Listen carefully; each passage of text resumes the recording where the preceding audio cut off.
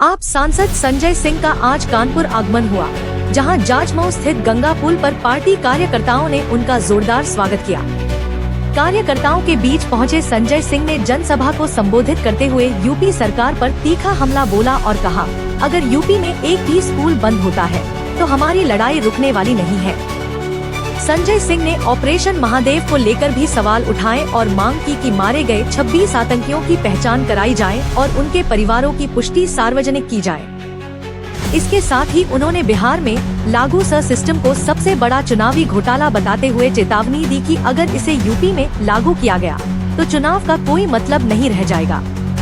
गंगा पुल से उठी ये आवाज अब लखनऊ तक गूंजेगी, संजय सिंह ने भर दी हुंकार। रॉयल टाइम्स से फिजा जमरुद्दीन के साथ शुभम कपूर की रिपोर्ट।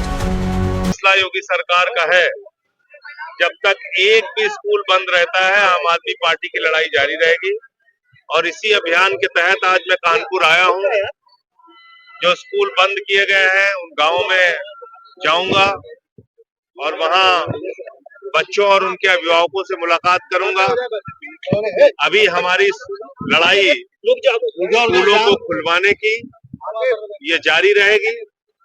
पिछले दिनों ऑपरेशन सिंदूर पे चर्चा हुई। हमने शुभम द्विवेदी जी का और उनके जो परिवार की भावना थी उसको सदन में उठाया। मांग की सरकार से कि उनको शहीद का दर्जा दिया जाए और जो भी 26 लोग मारे गए हैं पहलगाम में उनको शहीद का दर्जा दिया जाए। एक बात सरकार ने दावा किया कि ऑपरेशन महादेव के तहत तीनों आतंकवादी मार दिए गए पहलगाम के। तो हमने कहा कि जो जिनके लोग मारे गए उनके परिवार के लोग जिंदा हैं, उन्हीं से पहचान करवाइए तो पता चलेगा कि आतंकवादी वही थे या कोई और है, क्योंकि ये सरकार बार बार झूठ बोलती है।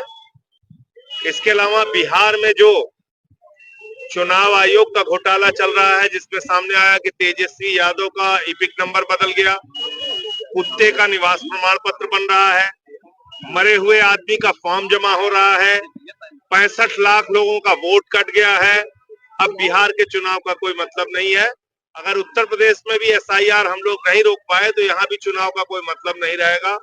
एसआईआर भारतीय जनता पार्टी और चुनाव आयोग का मिला जुला हिंदुस्तान की आजादी के बाद का सबसे बड़ा चुनावी घोटाला है, जिसपे जनता को सड़क पे उतर के रोक लगानी चाहिए।